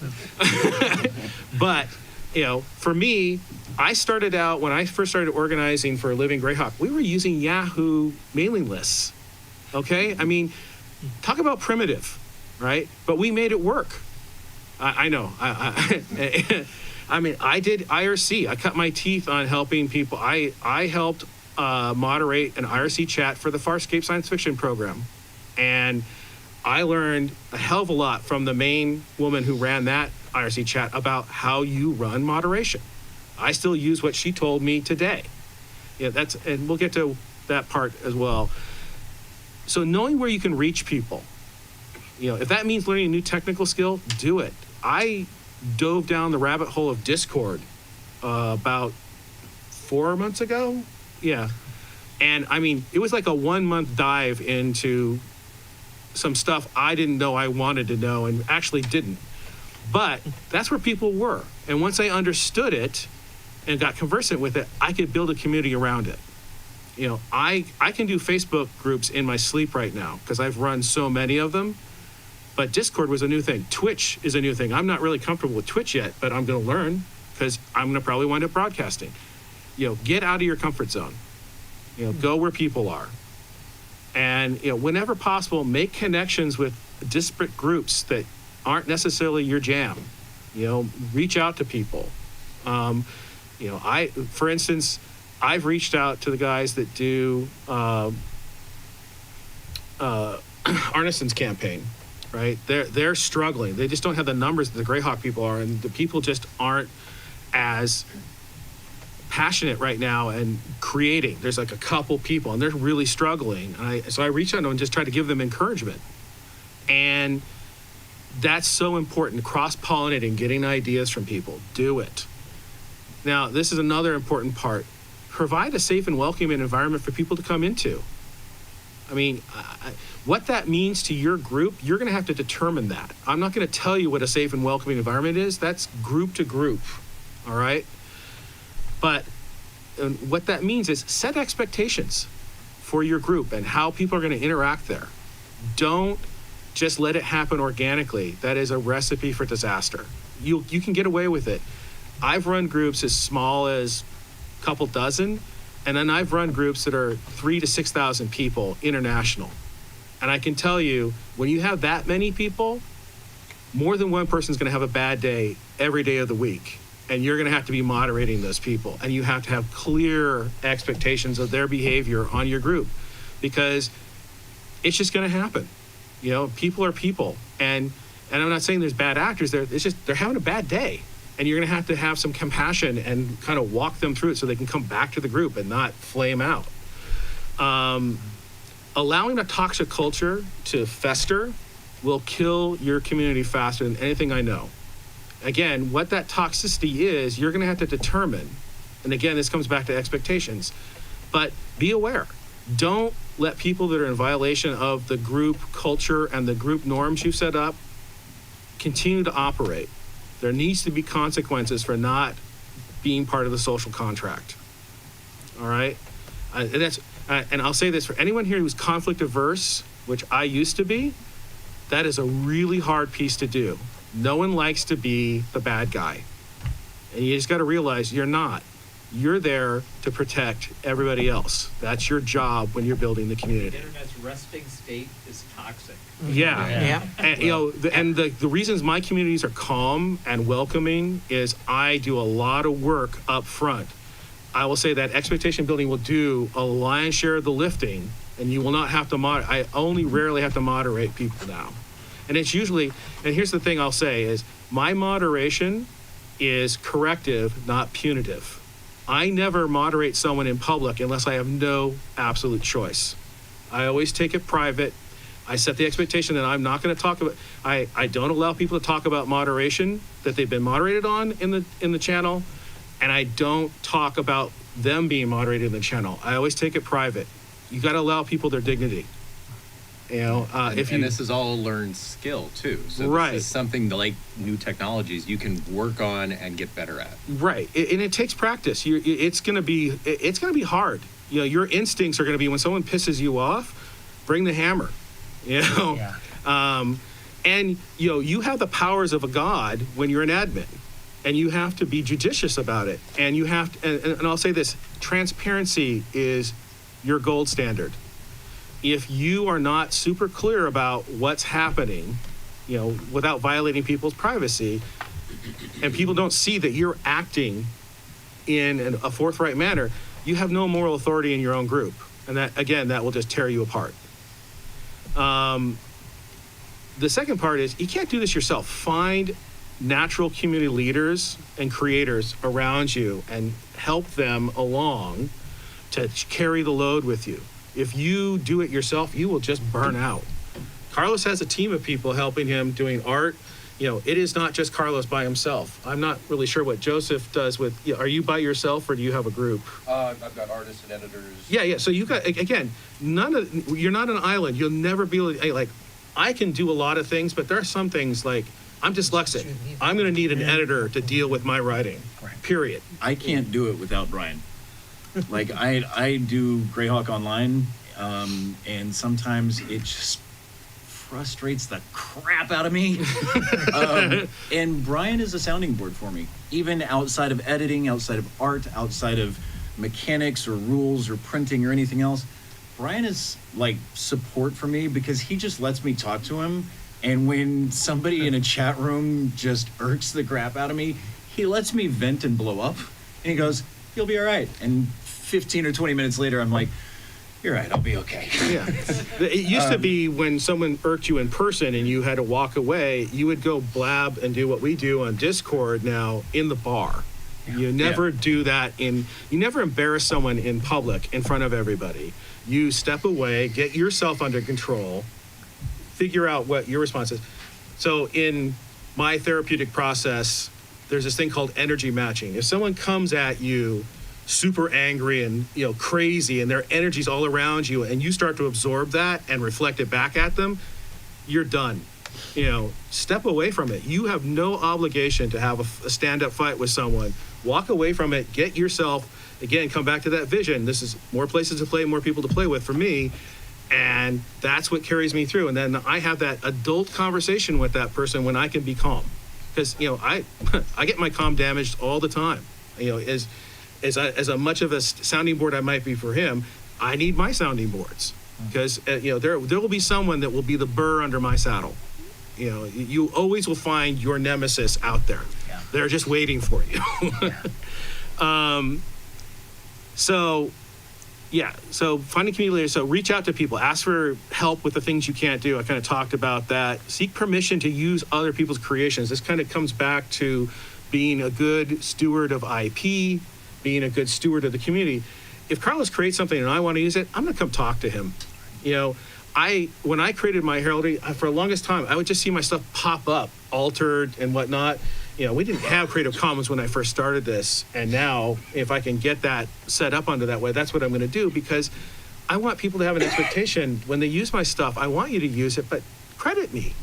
You'd be surprised how easy that is to do, too. For example, Eric brought up a story about DeviantArt, and he got that art for $15. Yeah.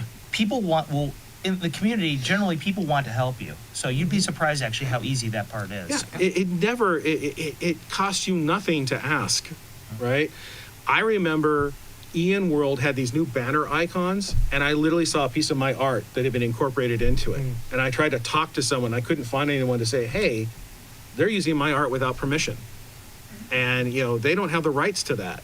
And, don't do that. Just don't. Just don't do it. It's easy, but don't. I know there's this idea that everything on the internet is for you to use. Be respectful of yourself and the people around you. because eventually you're going to want to work with Anna. You're going to want to work with Alan or Carlos or me.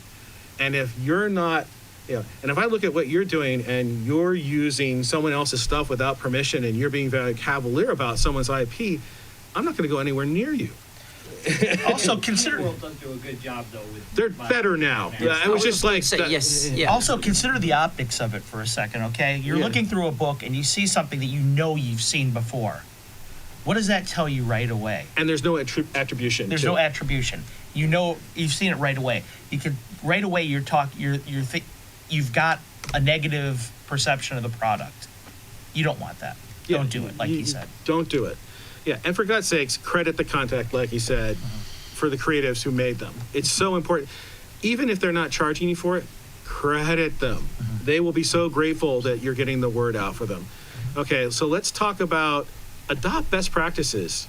Now, I know Kristoph doesn't like the language I hear. Steal ideas and concepts, but adapt them and make them your own. And of course, credit them when, as necessary. You will not have every single great idea. People do amazing things and I go, oh, I can do that. I'll just do it a little bit differently. And, I'll do it for my purposes. And if it's close enough to their work or if it's actually using their work, I'll credit them. But if I go in a completely different way, Gygax did it all the time. Yeah. Yep. I'm sure everybody that's created something has used something for inspiration. Appendix N is all about, I've read some of those books. And I'm like, oh, I know where that adventure came from. The whole idea of doing something with the Greyhawk universe is actually doing that. I mean, you're playing in someone else's sandbox to begin Yeah. with. So, And then you're making it your own. yeah. So, you're making and when your you own. do that, if you want to be really good stewards of this community, share what you've learned with people around you. I can't stress that enough because, Carlos sharing about the publishing arm and me talking about communities, this is us reaching out to you saying, hey, come play with us. Yeah. Be a part of this. Don't just be a passive consumer, be a creator. Because there's so many things happening. If you have that impulse, nurture it, do it. Let's see. All right, this is pretty simple, it's cliche. Under promise, over deliver in your communities. Don't set really super ambitious goals publicly. Say, I'm gonna try to attempt this, do it, and then move on to the next thing. Do them in small chunks. And this gets back to my final point, and I'll kind of wrap this up about this, is patience. This will not happen overnight. I run the Cannon Fire Facebook group. I'm the lead admin for that, and I'm starting to build a team for it. I took that over in March last year with less than 200 people. I'm now somewhere in the mid 900s of people, and I've built that community slowly but surely by getting content, making sure there's regular stuff happening, making sure there's good moderation, making sure that people get into the community, they're when they apply, they get in immediately, and furthermore, I said, I do a welcome to the community post on a regular basis to say, hey, you're welcome here. Thank you. Check these things out. Be here. And people see stuff going on. And now it's not just me posting anymore. All kinds of content is being posted up. Way more than I can keep track of. It's a very vibrant group right now. Yeah, and that didn't happen by accident. That was very intentional. Mike was so wonderful in allowing me to republish his World of Greyhawk webcomic. I do that twice a week. And, it's very low impact for me in terms of the work I have to do. I'm archiving a lot of stuff. Yeah. But it gives a bunch of people who've never seen that comic a chance to see it. And it's serial, and they can kind of enjoy it, and they can comment on it. Mike gets to see what people are saying when they decide to comment on it. I don't know how you feel about that. No, I did it. I did it over a decade ago, so it's like new eyes. And it's still seeing it, relevant. And Yeah. 10 years ago it or is not, fun it's to still see relevant. how times have changed too. Yeah. Yeah, and that's like, this is that whole seeking out others, piece. So that's kind of what I've done. Now, if you have questions about heraldry, that heraldry insert is kind of like my thing, and a lot of the heraldry in the OS journal is mine, except I think for the thing for the Bandit Kingdoms. If you have questions about heraldry, I'll take that up in the Q&A, and I'll answer some questions about that. It's been a passion of mine. I have ideas about it. If you really want to hear me talk a lot about heraldry, I have a Legends and Lore episode with Mike and Anna. Geek out. Yeah, there is another one I did with Lord Gazumba, who does this crazy, it's now been 30 years going, 1E, 2E hybrid campaign that uses the most insane amount of terrain and buildings and minis that you've ever seen. It's all tactical. These guys have been playing it. They've been this little hothouse that's been playing together for like 29 years. And last year, I convinced them to go online and broadcast it as a live play once a week. Yeah. Jay Scott has one of these basements. Yeah, Every and- gamer loves. It looks like the Dwarven Forge Factory exploded on their table. Oh yeah, It's amazing. And geohex and Yeah. everything you can possibly. And then they have a in-house guy that makes custom terrain for them. It's Alan, don't we have a insane. video from Oh yeah, Jay? we have that. Yeah. Yeah, so we have a video. We'll have a video from them. Anna's actually done a custom map for them because their campaign started 576 CY and has gone forward over 30 years, so it's contiguous. Yeah. With almost the same group of players.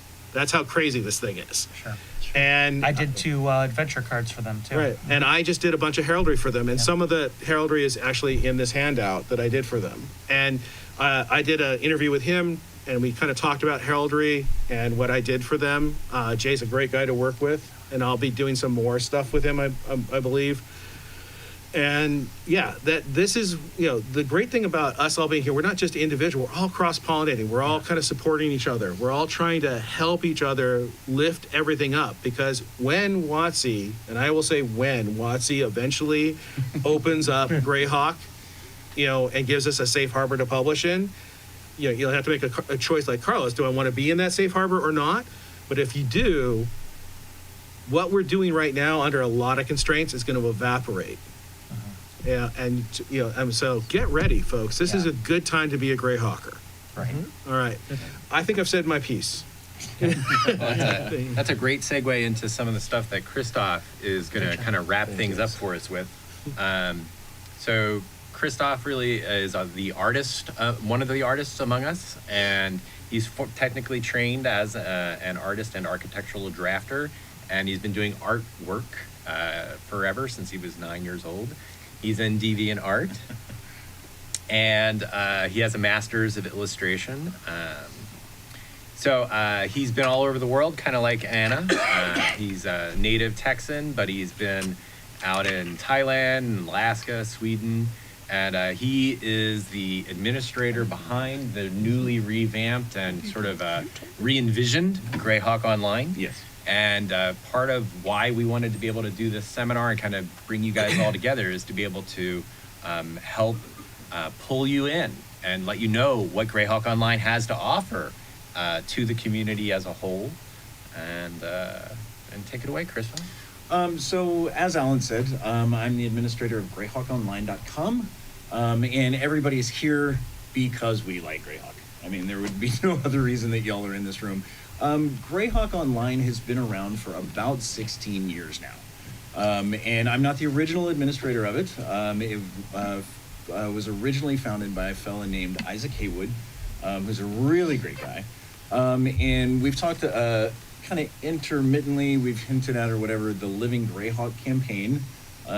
If those of you know who that was, it was a national shared campaign sponsored by the RPGA that lasted just over 8 years.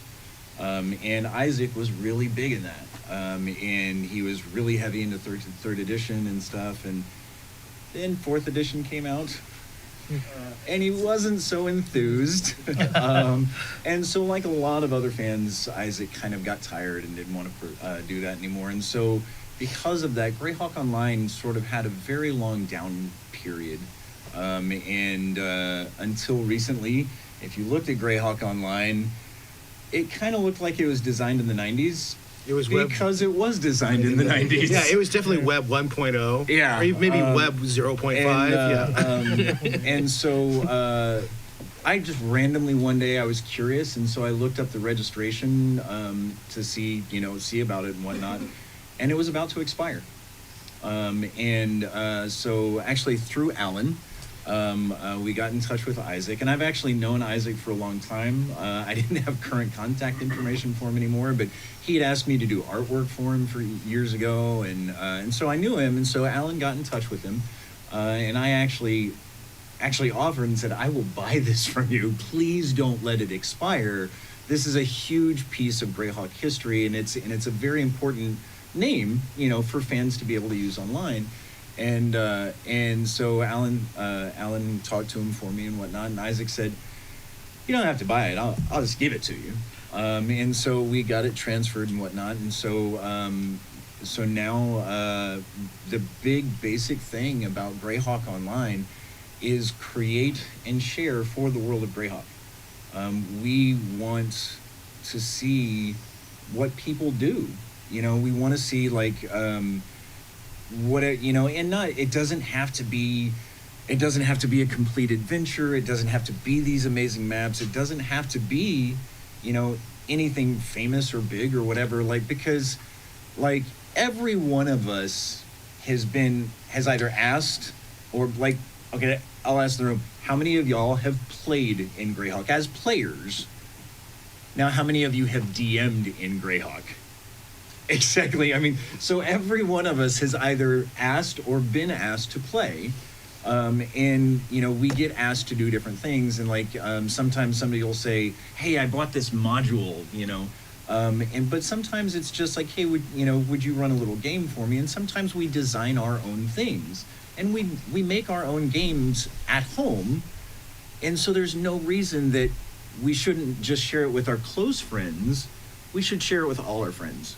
And like Allan said, I'm an artist, and so what I like to do is share my artwork, and I do sell professionally and stuff like that, and I'm actually published in some Pathfinder books. But some of the artwork that you see in the handout is my artwork. The screaming underwater banshee that Carlos designed is a piece of my artwork.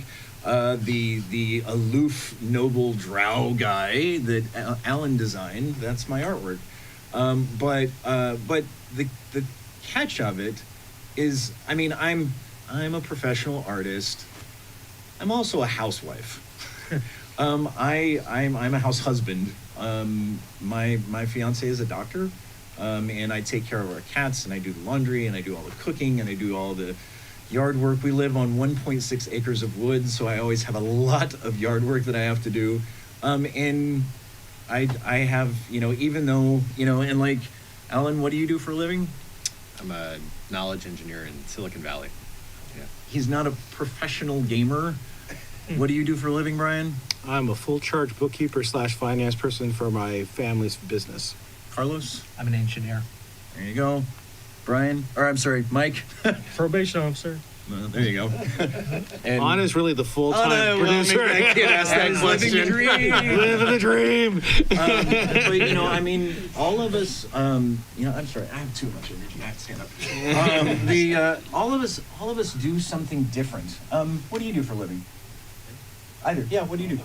I work Social Security. Okay. So do you have any Social Security questions? Yeah. Right behind him. What do you do for a living? Well, I'm retired. Hey. Well. I used to be an engineer. There you go. See? Up here in the corner with the blue cup in front of him. What do you do for a living? Software engineer. Okay. We're taking over. Project manager. There you go. All of us are just people, and just because we, have regular lives doesn't mean that we don't design. We don't do art, we don't do editing, we don't do authoring or writing, we all do these things. We're all doing something different, and we all do just as much as we do something different for a living. We all do something different in gaming, and every one of us likes something different. Carlos likes first edition. For a long, long time, I was a die-hard third edition fan, and you could not get me to let go of it. Nowadays, I play 5th edition. Everybody likes something different, and everybody does something different. And that's why GHO's purpose and design is to create and share. Because what we do essentially is we give people fan space. And there are some really old fan spaces. Like one of the things we were talking about is how much Greyhawk we have lost over the years. The living Greyhawk stuff, because of copyright, whatever, some of it's no longer available and whatnot. At the time, all you had to do was be an RPGA member, and it was super available. And now it's kind of disappeared. And like there were some old sites, like if any of y'all know who Gord's Greyhawk is from the Gord novels by Gary Gygax, there used to be a fella back in about 1991 who named Chris Siren. He actually, before wikis were even really a thing, he went through all the Gord novels, and he, in exacting detail, he found all of the nation's names and all of the people and all of the things, and he wrote just pages and pages of stuff, and every one of those proper nouns, he used hypertext HTML links to send you to another page that was about that person.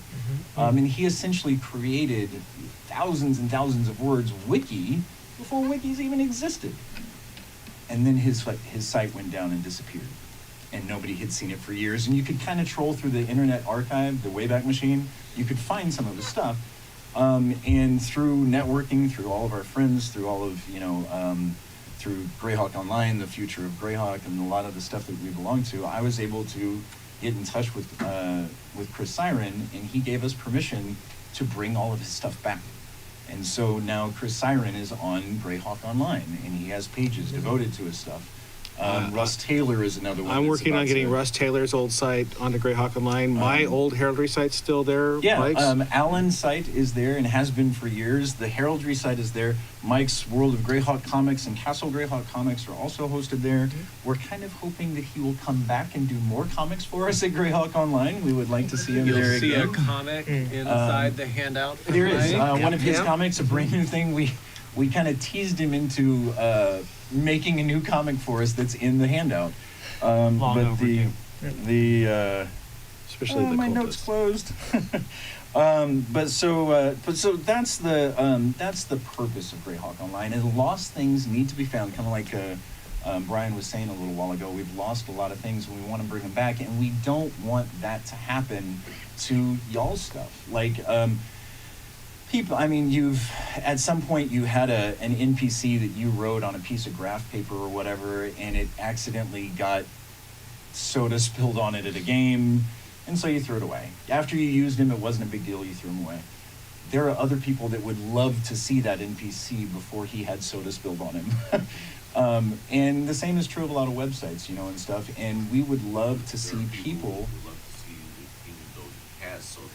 Yeah, Yes, exactly. this is true. Even though he has soda spilled on him, we would still love to see him, and even if it's something like one of my favorite things in Dragon Magazine used to be is when they would print just a single page article, and it would be nothing but plot hooks.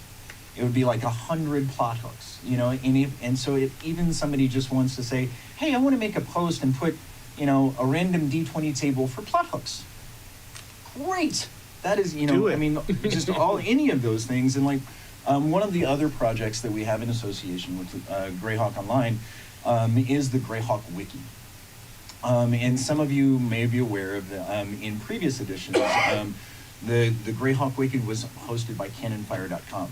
And unfortunately, technical reasons and software The updates site and stuff got like hacked. that. Yeah, the site got The hacked. site got hacked, and it caused a whole lot of problems, and so the wiki site went down.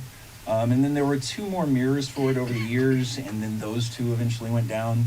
And thankfully, through the grace of Gary Holian, who is one of the fellows that wrote the Living Greyhawk Gazetteer, which is about a 3/4 inch thick book that is nothing but setting material for Greyhawk that a lot of you are probably familiar with. Gary Holian hosts Cannon Fire, and so he posted the things.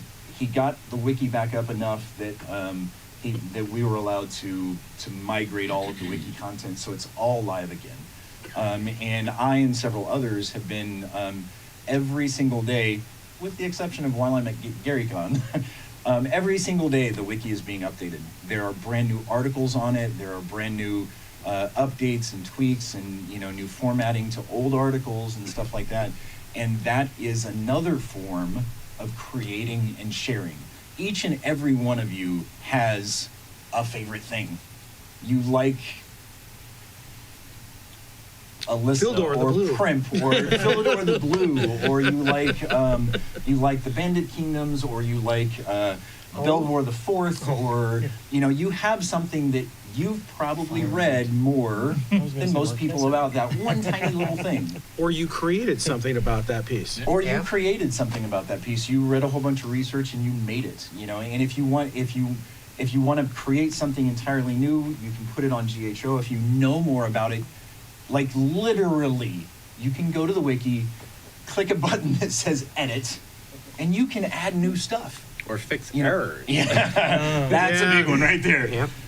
Fix errors. If you see something that sounds wrong or just isn't quite right or presents the material slightly inaccurately, go on the wiki and edit it.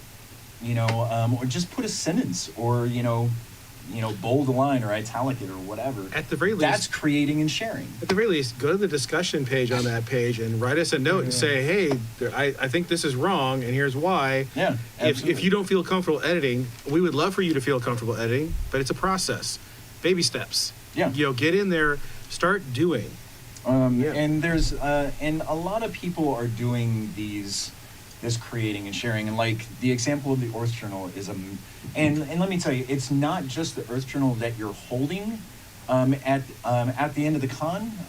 There's actually right now there's already stuff up. You can go to Greyhawk Online/seminar, and there's already stuff up that is there's some artwork and there's some more interesting material. That handout that you're holding is going to be available in PDF form. You can download that and use stuff for your game. Joseph Block, the Greyhawk Grognard, has graciously allowed us to use some of his material, and it's not at this second, but it's going to be on the greyhawkonline.com/seminar. Lynn Lakofka, for those of you who know the really old school, original authors and stuff in Greyhawk, Lynn Lakofka has given us a revised Hunter class, right? Is it Archer? Archer, Archer, yeah. That he has graciously shared with us. Yeah, Len, that class was actually the original inspiration for the weapon specialization rules, published in Dragon before. So more and more in line. Like you can, there's so much material. Anna's maps that you have in your hands are going to be available. There's more artwork by J.B. Garrison. There is a massive campaign called the Great Flanness River Adventure. There's all kinds of material, but one of the important things is that Gary was a fan, and he was a fan of a lot of things. He borrowed from sci-fi, he borrowed from mythology and stuff, but the thing he did is he created. And then he told us, look, you don't have to use this little thing that I made. Take this and then go make your stuff. He did so much new and interesting things that he kept expanding, and he wanted us to do the same thing. He didn't want us to have the exact same, canon restricted anything. He wanted us to have fun with it. And Greyhawk was created like fans write. You start with one little site, and then he expanded it a little more, and it wasn't just the little fort called Greyhawk. It was the domain of the city of Greyhawk, and the domain of Greyhawk, and the world of Greyhawk, and it just kept building. And that's the way GHO is basically founded. Is that we can share one little piece. Each person can just write a one little thing, and then eventually it keeps building and building, and it becomes a whole world of all the stuff that we create. And there's a lot of others that may have been created whole cloth, like Ed Greenwood actually started writing The Forgotten Realms when he was 8 years old, because he was doing childhood stories kind of thing, and he just kept writing. But the biggest thing about GHO is that it's accessible, and that it's easy to find, and there are people there that want to share and want to do things like that. But I want to get to the Q&A before long. Yeah, we're kind of running out of time. One of the final things I want to say is that there have been a lot of DMs for Greyhawk. Even when Gary was doing it, there was Rob, there was Francois, there were a lot of other people that were helping and building. Just like if I run a campaign, I'm running it for my best friends. When you guys run it, you're running it for your best friends, and we want to keep that around for everybody so it doesn't disappear.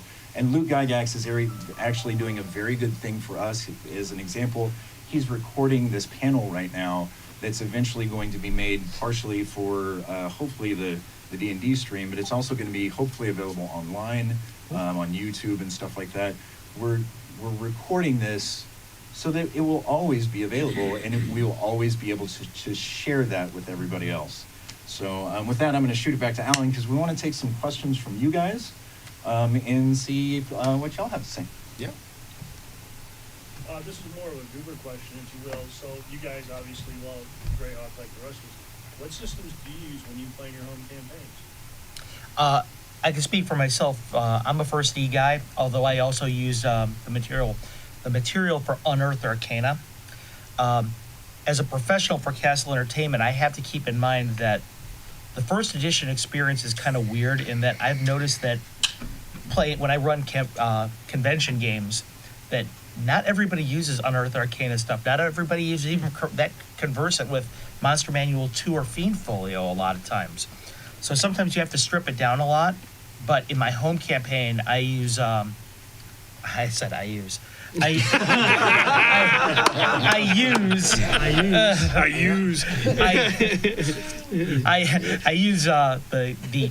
first edition material available to What do me. you use? I'm first edition also, but I know some of you guys are fifth edition. Oh, I'm the heretic standing up. I use Pathfinder in my campaign. Yeah, so I'm the heretic. I'm a 5th edition guy. Yeah, I'm currently using 5th. I've used pretty much every edition for Greyhawk. I'm currently in 5th edition because that's where the players are. Like I said in my piece, is go where people are. Now, if your group is 1st edition, more power to you. I love what Jay does. I love what Carlos does. If you're playing D&D, you're playing D&D. That's all that matters. And if you're having fun, all the better. So that's my whole piece on that. Yeah. Thank you. Another question. Do you guys know anything about the Greyhawk setting for GM's Guild that we don't know? No, we do not. I will say Wish we did. I will say this. I get the sense that something's on the horizon. Just from the way people are talking and the hesitation when you ask questions. Yeah. I buttonholed Mike Merles last night, and we were He's just a huge Greyhawk fan. massive, yeah. him and Perkins, and quite frankly, Chris Lindsay, who's here, cut his teeth on Greyhawk. He's a little more setting agnostic now, but there's a lot of love for Greyhawk there. I think the big thing is how do you make it so that everyone can use it, and what's going to be the best way? Now, if they do a published hardback, awesome sauce. All right. I think it's more likely if Keith Baker succeeds with Eberron that we'll likely to see Mistra and Greyhawk come out in that format, where there'll be a signature PDF that eventually becomes a print-on-demand piece that is the backbone of Greyhawk. And from the way they've talked about it, it'll probably be 576 CY, bare bones, so that you can build up off of that to what you want it to be. And the publishers can do what they want. That's the impression I'm getting. Do I have inside information? No. First, ideal kickoff would be a folio of Anna's maps to introduce Greyhawk to the public. I'm not as bullish on it as everyone else is. That was part of why Castle Entertainment started. Is I wanted to be the person to give you guys stuff. Yeah. Because I didn't think Wizards of the Coast would. I would say that a year ago, before Keith Baker kicked off Eberron, I would have agreed with you. I would have said, maybe in 5 years. Now I'd say maybe 2, 3 at the outside. We'll probably see something. Yeah. You know.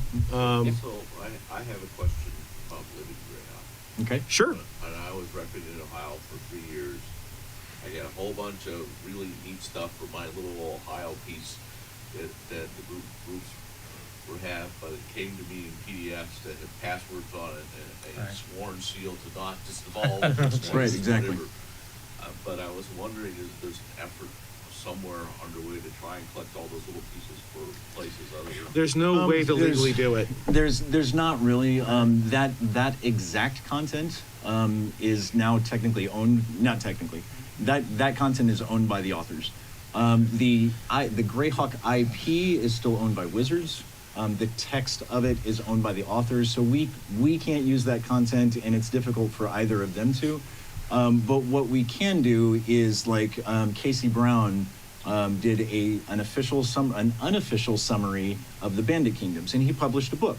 And one of the more aspirational things that I've considered, but I don't know if I can do it personally, is to start writing some of those summaries, and not as specific as Casey did, but I hope that one day we can get a group of people that will summarize those Living Greyhawk things. And For all of you interested in it, that Yeah, book's available on Amazon, and it's really worth your while to pick yeah, up. if you like the Bandit Kingdoms, it is available on Amazon. It's the unofficial Bandit King summary. And, so. here's what I would say to you. If you have, what was your region in Ohio? I come from the Duchy of I Ernst. think it was Valuna, wasn't it? Was it Luna? Valuna, I think. Right, but what I'm saying is if you have stories about that and you want to share them, the oral history of what happened, Absolutely. not necessarily an exact duplicate of what was written, but if you want to say, when I played this adventure, this happened, and give that story so that we can all hear it, please do that. Absolutely. That would be... And frankly, it doesn't matter to me, like if you share it on your personal blog, or you share it on Greyhawk Online, or you share it in many of the varied ways that everybody else does. Or even on Facebook or whatever. Facebook or, Yeah. anything. I don't care where you share it. I would love to help you do that on Greyhawk Online, and I give fans space to do that, but it doesn't matter where, just share it. That's You do an audio version because you have an awesome voice. The Yahoo Groups lists are still available for some of those regions, and in the file sections of those groups, you'll find a lot of that material. Yeah, It's not comprehensive, but there's a lot there. I archived the ones for Duchy of Ernst, so they're still up there. What it boils down to, though, is that, like I said before, we want to hear your stories. We want to hear your voice. Stories. So, Yeah. be We've got another empowered. question up here. With the publication coming up of Ghosts of Saltmarsh, Mm-hmm. is that one of the things that's like, it's supposed to be an open source, you can drop it into any setting you want? Mhm. Yeah. But is that really more classic with the Greyhawk adventures? You want me to? I think you should take this because you have better information than I do. So that's one that I've been watching very closely, because I think all of us are interested in how close they're coming to Greyhawk. And so Greg Tito and Shelley Namaz-Noble actually did an interview with Kate Welsh, who was one of the people that worked on the book. And essentially what they've done is they haven't taken it out of Greyhawk. They've kind of isolated it so that all they really talk about is what's right around Saltmarsh and what's only pertinent to the adventure. And they were very specific in saying they're not republishing adventures that have already been run. They're taking those things as a background, and they're advancing the timeline. And one of the things that Shelley Mazza-Noble actually talked about was Kate Welsh actually talked about was she was the one that presented the name that got chosen. And the Ghosts of Saltmarsh is because there's old spooky things that happened in Saltmarsh that you're finding out about. And so it has to do with Saltmarsh and Salenmore and Keeland and all this stuff around it. And they've included the Styes, and there's, a lot of really great adventures in there, but they're progressing that story. And so Saltmarsh is there, and the Azure Sea is still named, but then in the back of the book, there's going to be, if you run this in the Forgotten Realms, set it here. If you run this in Eberron, set it here, and if you run it in Greyhawk, this is the exact names of everything that's going on. So it's not a redo, and it's not setting technically neutral. a Greyhawk book, but it's setting neutral with the ability to adapt. Yeah, and that's what they're doing nowadays a lot, is setting neutral with the ability to adapt.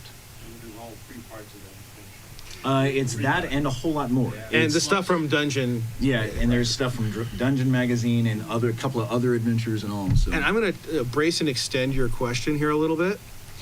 So I've heard a lot of complaints in the community about strip mining and taking from us, like something's being wrenched away from us for the Forgotten Realms.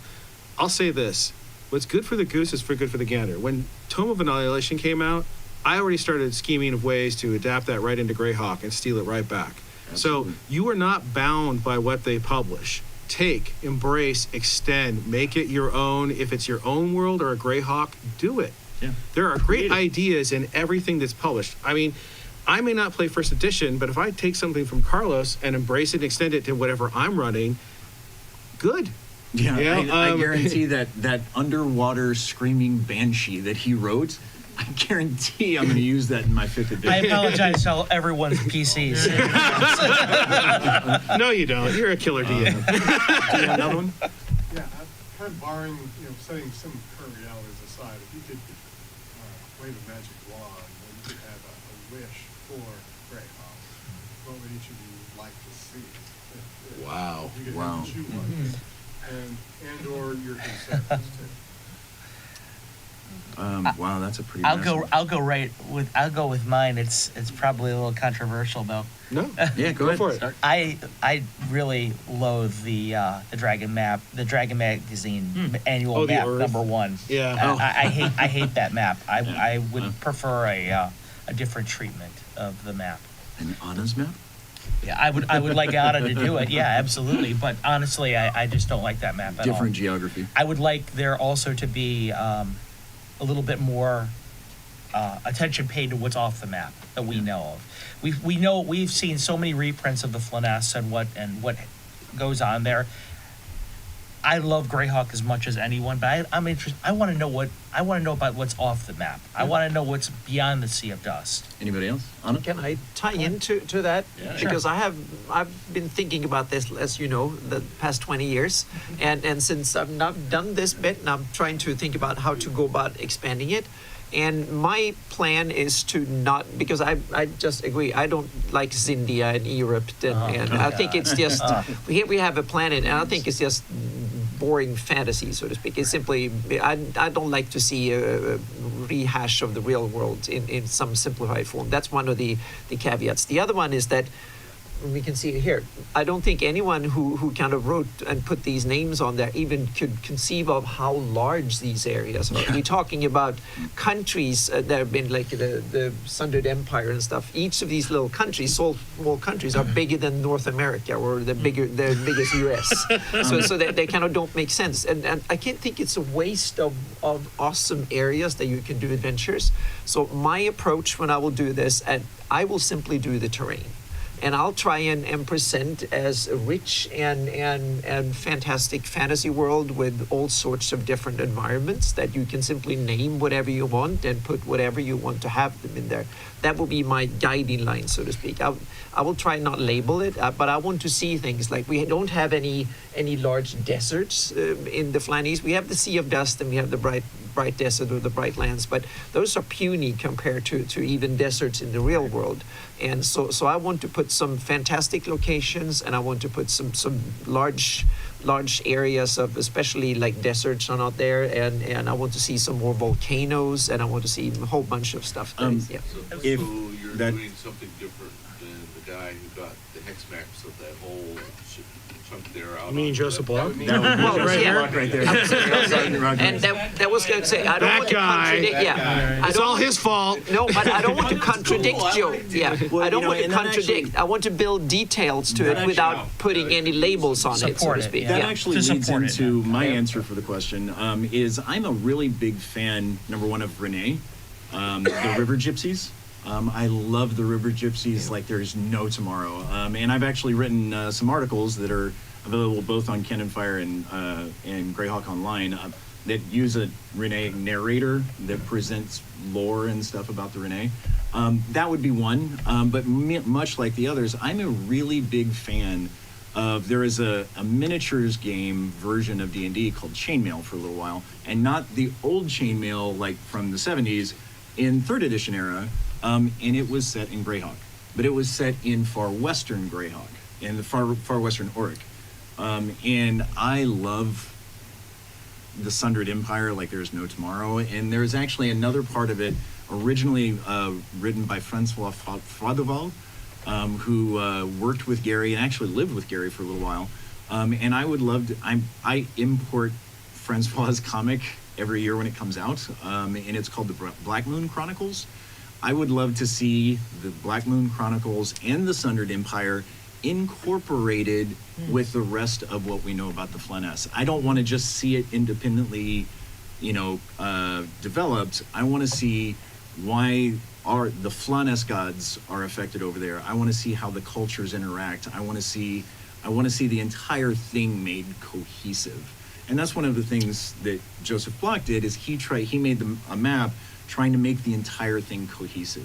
And so, like, if I had, in answer to your question, if I had one dream for Greyhawk, is that it wouldn't be isolated to the Flanness, and that we would make the entire thing incorporated and cohesive. So, we're actually running pretty close to time. Yeah. I think if we have any other questions, we would love to talk to you guys even more after the seminar. Yeah, and I think we one probably thing- should shut things down. One because thing I do want they to have one another thing I do seminar want to coming mention in. is we had a last minute addition to your handouts that I didn't get here on time. It's actually for if anybody plays 5th edition. These are actually player rewards cards. For in the back of the handout, it talks about Greyhawk Reborn, which is a campaign. You can have some of the cards that will give you neat effects and stuff for 5th edition. We would love for you to have them. Thank you guys so much for coming. We enjoyed talking to you. And If you did not get a handout, please please come make down. sure you have a handout. Thanks, Yeah. everybody. Thank you so much for coming and Thanks for listening coming, to us Joe. babble. Thank you.